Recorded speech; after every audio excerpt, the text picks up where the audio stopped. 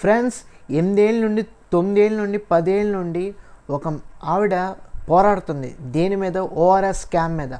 ఆవిడ చాలా రకాలుగా ఎన్నో రకాలుగా లెటర్స్ రాయటం కానీ, లేకుంటే వీడియోస్ చేయటం కానీ, నెంబర్ ఆఫ్ ఇంటర్వ్యూస్ ఇవ్వటం కానీ, నెంబర్ ఆఫ్ పోడ్కాస్ట్లు చేయటం కానీ, ప్రజలు ఎవరైతే ఎస్పెషల్లీ రిమోట్ ఏరియాస్లో ఉంటారో, రిమోట్ విలేజ్ ఏరియాస్లో ఉంటారో వాళ్ళు కానీ, టౌన్లో ఉన్నవాళ్ళు కానీ, సిటీలో ఉన్నవాళ్ళు కానీ, వీళ్ళందరినీ అవేర్ చేయటం కోసం, అవేర్నెస్ క్రియేట్ చేయటం కోసం నెంబర్ ఆఫ్ వేస్లో ఆవిడ రకరకాలుగా ప్రూఫ్స్తో సహా, ఎగ్జాంపుల్స్తో సహా, ఏవైతే ఆ ఆబ్జెక్ట్స్తో సహా, ఆ ప్యాకెట్స్ ఏవైతే ఉంటాయో, ఆ జ్యూస్ ప్యాకెట్స్ ఏవైతే ఉంటాయో అవన్నీ కూడా చూపించి డెమోస్ ఇచ్చి ఎన్ని రకాలుగా చేసినా కానీ ఇప్పటికీ కూడా గవర్నమెంట్ బాడీస్, అదేవిధంగా సెల్లర్స్ ఎవ్వరూ కూడా మారట్లేదు.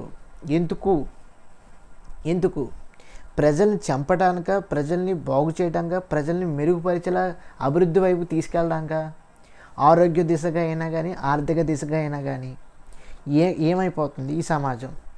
సో మీకు క్లియర్ కట్గా అర్థం అవ్వాలంటే అబౌట్ ఓఆర్ఎస్ స్కామ్ ఏదైతే ఉందో, డాక్టర్ శివరంజని సంతోష్ గారు ఆవిడైతే బయటపడటం జరిగింది. దాదాపు ఈ గ్రేట్ ఫైట్ ఏదైతే ఉందో 8 ఏళ్ళ నుంచి 10 ఏళ్ళ వరకు చేస్తూనే ఉన్నారు. 2018 నుండి ఆవిడ ఓన్ ఛానల్లో మేడం గారు, డాక్టర్ గారు పెడుతూనే ఉన్నారు, అవేర్నెస్ క్రియేట్ చేస్తూనే ఉన్నారు, వాడద్దు అని చెప్తూనే ఉన్నారు, ఇది స్కామ్ అని చెప్తూనే ఉన్నారు. ఇన్ఫ్యాక్ట్ మోదీ గారికి కానీ, జేపీ నడ్డా గారికి కానీ, FSSAIకి కానీ, నెంబర్ ఆఫ్ క్లినిక్స్ కానీ, నెంబర్ ఆఫ్ హాస్పిటల్స్ కానీ, నెంబర్ ఆఫ్ మెడికల్ ఫార్మస్యూటికల్ వాటిల్లో కానీ, ఆ డ్రగ్ ఏదైతే కాంప్లిమెంటరీ పీపుల్ ఎవరైతే ఉంటారో, డ్రగ్ కంట్రోలర్స్ ఎవరైతే ఉంటారో వాళ్ళందరికీ కూడా లెటర్స్ రాయటం కానీ, ఇన్ఫర్మేషన్ ఇవ్వటం కానీ, ఎగ్జాంపుల్స్, డెమోస్, టెస్ట్ శాంపుల్స్ కానీ ఇవన్నీ కూడా ఎన్ని రకాలుగా అందించినా కానీ ఎవ్వరూ కూడా ఏమాత్రం కూడా ఇంచు కూడా కదలట్లేదు. మొత్తానికి ఏదైతే 2022, 2023 ఆ సమయంలో ఒక మనకి సుప్రీంకోర్టు నుంచి ఒక ఆర్డర్ రావడం అయితే జరిగింది. అబౌట్ ఓఆర్ఎస్ అనేది స్కామ్ అయితే జరుగుతుంది, దానికి తగ్గట్టుగా రిలేటెడ్ ఏవైతే ఉన్నాయో అవన్నీ కూడా మీరు బ్యాన్ చేయాల్సిన అవసరం అయితే ఉంది రైట్ నౌ అని చెప్పేసి ఒక ఆర్డర్ అయితే ఇచ్చింది. ఒక స్టేట్మెంట్ పాస్ అయిపోయింది కదా సుప్రీంకోర్టు నుంచి. మరి వెంటనే కంపెనీస్ ఇవన్నీ కూడా ఫాలో అవ్వాలి కదా, రెగ్యులేట్ చేయాలి కదా, కంట్రోల్ చేయాలి కదా. లేదు, వీళ్ళు మళ్ళీ అగెనెస్ట్గా వెళ్ళటం కానీ, ఈ కంప్లైంట్స్కి అగెనెస్ట్గా వెళ్ళటం కానీ, వాళ్ళు ఏంటంటే సుప్రీంకోర్టు తర్వాత ఇచ్చింది ఏంటంటే లేబుల్ ఏదైతే ఉందో ఆ లేబుల్ చూసి కొనాలి. ఇన్ఫ్యాక్ట్ డిస్క్లైమర్ లాంటివి వేసి అమ్మేయచ్చు అని సుప్రీంకోర్టు చెప్పడం కానీ, అధికారులు చెప్పడం కానీ, పర్మిషన్స్ ఇవ్వటం కానీ ఇవన్నీ కూడా జరుగుతున్నాయి. మేడం డాక్టర్ గారు అయితే చెప్పింది ఒకటే, ఇలాంటివి చిన్నగా రాస్తే అక్షరాలు, ఈ లేబుల్ సైజులో అక్షరాలు చిన్నగా రాస్తే ఇలాంటివి ఇంకా అమ్మితే నేను చేసిన ఫైటింగ్కి, నేను చేసిన ఈ పోరాటానికి, ఉద్యమానికి ఏదైనా సరే ఒక న్యాయం కానీ, ఒక సమాధానం కానీ, ఒక కులిక్కి రావటం కానీ ఉంటుందా అనేది ఆవిడ వాదన అయితే ఆవిడ ఉంది. సో ఎన్నో రకాలుగా ఆవిడైతే ప్రయత్నించారు. డాక్టర్ శివరంజని గారు, సంతోష్ గారు, ఈవిడి MBBS MD పీడియాట్రిషియన్ అనమాట. సో ఈవిడ ఎన్నో రకాలుగా ఫైట్ చేస్తున్నా కానీ ఒక కులిక్ అయితే రాలేదు. ఆ MNC కంపెనీస్, మల్టీనేషనల్ కార్పొరేషన్, ఈ పీపుల్ ఎవరైతే ఉన్నారో కార్పొరేట్ పీపుల్, వీళ్ళందరి గురించి మన అందరికీ తెలిసిందే. MNC పీపుల్ వీళ్ళెవరో కూడా మారరు. వాళ్ళకు ఉన్న బేసిక్ ఏంటంటే వాళ్ళ దగ్గర ఉన్న ప్రొడక్ట్స్ ఈజీగా ఏదో రకంగా పేర్లు పెట్టేసి ఓఆర్ఎస్ని ఓఆర్ఎస్లు చేసేసి ఆ అక్షరాలని హైలైట్ చేసే విధంగా మిగతా అన్నీ కూడా చిన్న సైజులో రాసేసి అమ్మేయటమే వాళ్ళ మెయిన్ టార్గెట్. ఓఆర్ఎస్ అంటే WHO ఫార్ములా రికమెండబుల్ ఏవైతే ఉంటాయో ఓఆర్ఎస్ అనేది, దాన్ని కొననివ్వకుండా ఈ వేల్లో ఆ లేబుల్స్ పెద్దగా చేయటం కానీ, ఆ ప్రొడక్ట్స్ నెంబర్ ఆఫ్ ప్రొడక్ట్స్ చేయటం కానీ, అంటే ఆ ప్రొడక్షన్ అనేది ఎక్కువగా చేస్తున్నారు. వీళ్ళు చేసేదానికన్నా WHO ఫార్ములా రికమెండబుల్ ఏవైతే ప్రొడక్షన్ ఉందో దానికన్నా వీళ్ళు ఎక్కువగా చేసి అమ్మిపాటు తప్పడం వల్ల ఏమవుతుందంటే మార్కెట్లో మీరు ఎక్కడ చూసుకున్నా కానీ, అది హాస్పిటల్స్ అయినా అవ్వచ్చు, క్లినిక్స్లో అయినా అవ్వచ్చు, లేదనుకుంటే మెడిసిన్ స్టోర్లో అయి ఉండొచ్చు, ప్రతి చోట ఇవే ఉంటాయి. అవి ఉండవు. మనం అడిగితే అవి ఇస్తారు, మనం అడగకపోతే ఇవే ఇస్తారు. జస్ట్ నార్మల్గా ఏదో ఓఆర్ఎస్ అంటే ఇదే ఇస్తారు. మనం ప్రొలైట్ ఓఆర్ఎస్ నాకు ఇదే కావాలి అంటే ఇది ఇస్తారు. సో ఈ విధంగా ఉంటుంది బయట మెడికల్ స్టోర్స్లో. ఇవన్నీ కూడా మనకి అవేర్నెస్ క్రియేట్ చేస్తూ, ఎడ్యుకేట్ చేస్తూ ఎన్నో రకాలుగా వీడియోస్ చేస్తారు. బట్ ఎవరు కూడా పెద్దగా ముందుకు తీసుకెళ్లేవాళ్ళు లేరు. వీడికి సపోర్ట్ నిజంగా ఉంటే అన్ని చోట్ల నుంచి, అన్ని డిపార్ట్మెంట్స్ నుంచి, అన్ని వర్గాల నుంచి డెఫినెట్గా సుప్రీంకోర్టుకి ధీటుగా, ఎంఎన్సీకి ధీటుగా, గవర్నమెంట్కి ధీటుగా వెళ్తాను. మామూలుగా రాక్ సాలిడ్గా పడదనమాట. లోత్ అనేది, ఆ డెంట్ అనేది అంతలా పడుతుంది. ఎందుకంటే వాళ్ళందరూ కూడా ప్రజల ప్రాణాలతో చెలగాటం ఆడుతున్నారు, ఇది మాత్రం కన్ఫర్మ్. ఇప్పుడు విషయానికి వస్తే మట్టికి ఓఆర్ఎస్ ఏదైతే ఉందో, ఓరల్ రీహైడ్రేషన్ సాల్ట్. ఇక్కడ రీహైడ్రేషన్ అంటే ఫస్ట్ మనం తెలుసుకోవాలి, ఏ పర్సన్కైనా సరే హైడ్రేటెడ్ పర్సన్గా ఉండటం అనేది చాలా అవసరం. హైడ్రేషన్ అంటే ఏంటంటే వాటర్ కాన్సన్ట్రేషన్ అనేది బాడీలో చాలా నార్మల్గా ఉండాలి, హ్యాపీగా ఉండాలి, ఒక లెవెల్లో ఉండాలి.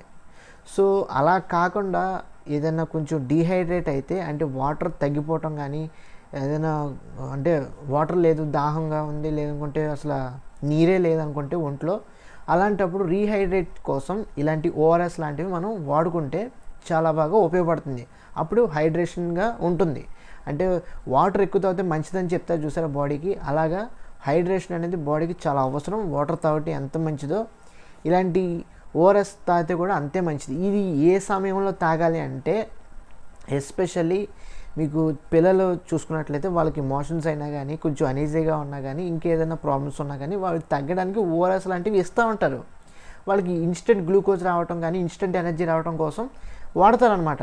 అదేవిధంగా మోషన్స్ లాంటివి ఇంకేదైనా తగ్గడానికి అదంతా కూడా చాలా బాగా ఈ ఓఆర్ఎస్ అనేది ఉపయోగపడుతుంది. ఈ ఓఆర్ఎస్ అనేది ఈజీగా తీసుకొని, ఇంకా మిగతా బిజినెస్ పీపుల్ ఎవరైతే ఉన్నారో దానికి ధీటుగా WHO ఫార్ములా రికమెండబుల్ ఏదైతే ఉందో, ఓఆర్ఎస్ ఉందో దానికి ధీటుగా వీళ్ళు ఒక ప్రొడక్ట్స్ తీసుకొచ్చారు. వీళ్ళు పౌడర్స్ రూపంలో తీసుకురావట్లేదు, లిక్విడ్స్ రూపంలో తీసుకొచ్చు. ఓఆర్ఎస్ఎల్ అని చెప్పేసి ఒక యాపిల్ బొమ్మ పెట్టి, యాపిల్ జ్యూస్ అని చెప్పేసి అమ్మిపడి చెప్తున్నారు. అందులో ఏదైతే ఇందులో ఉన్న ఒక 5 గ్రాములో 10 గ్రాములో ఉన్న షుగరు, గ్లూకోజు, ఇందులో 110, 120, 150 గ్రాముల షుగర్ కంటెంట్ అనేది ఎక్కువగా ఉంటుంది. అంటే పంచదార నీళ్ళు అమ్ముతున్నారు, అందులో గ్లూకోజ్ ఉండదు, ఏమైనా న్యూట్రియంట్స్ ఉండవు, అందులో పంచదార నీళ్ళు మాత్రమే ఉంటుంది. అది ఆ మాత్రం మనం ఇంట్లో కలుపుకోలేమే ఏంటి.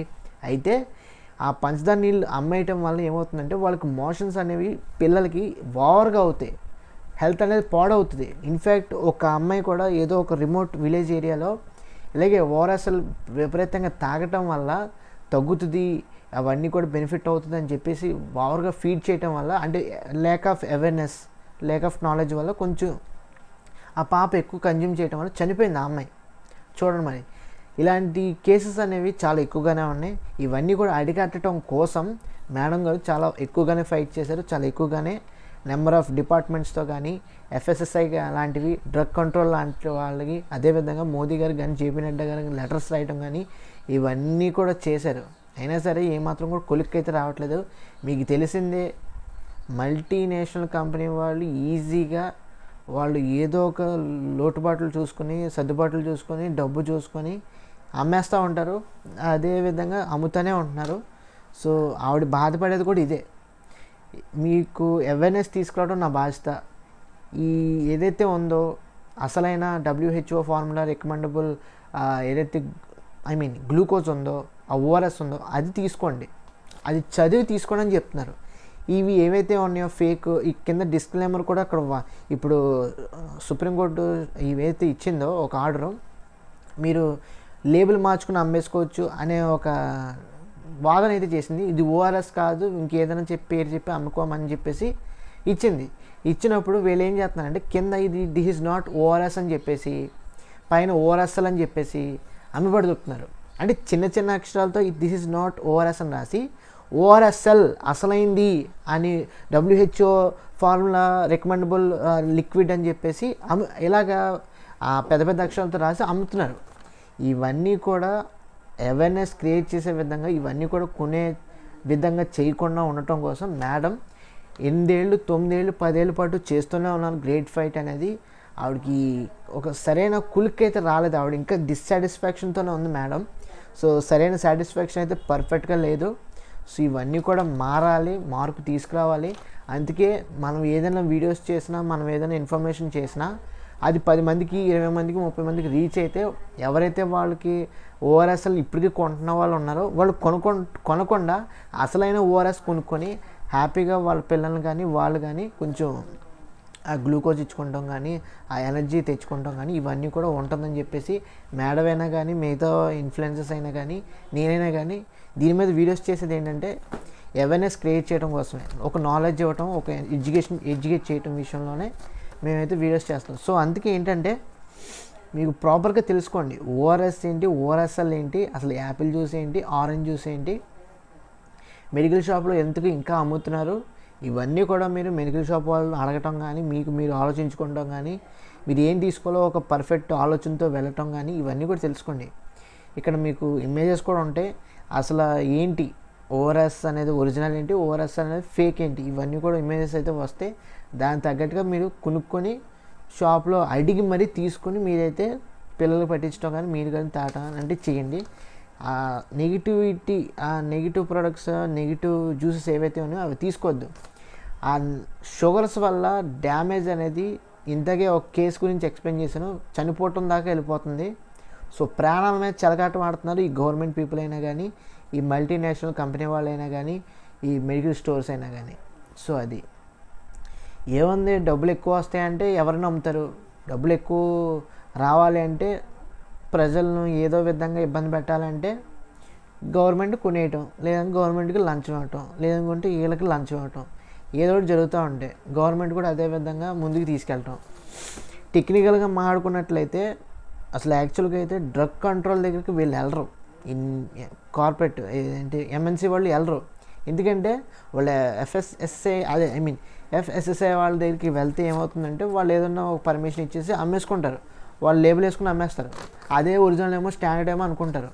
అదే మీరు డ్రగ్ కంట్రోల్ దగ్గరికి వెళ్తే ఇది ఖచ్చితంగా ఫేక్ ప్రోడక్ట్, ఇది అసలు పంచదార నీళ్ళు అన్నీ కనిపెట్టేసి ఈజీగా వెనక్కి పంపించేస్తారు, రిజెక్టెడ్ అని చెప్పేసి ఒక రెడ్ కలర్ మార్క్ వేసి పంపించేస్తారు.